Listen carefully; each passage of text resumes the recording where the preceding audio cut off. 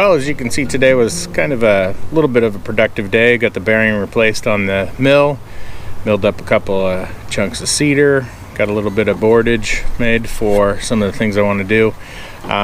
Next, I'm going to get some of these boards back in the shop and start drying them out. I'll be coming back up here and milling a little more of this log.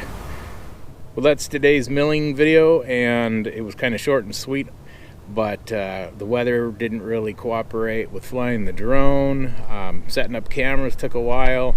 I didn't really get as many cuts in. I managed to mill up 2 of the logs today and got a nice little stack of wood, as you'll see.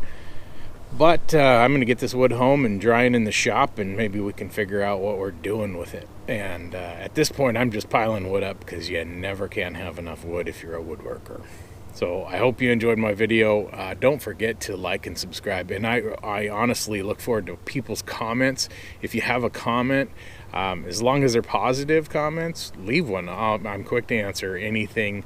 I really appreciate feedback. It's neat to know that people out there are actually maybe learning something from me.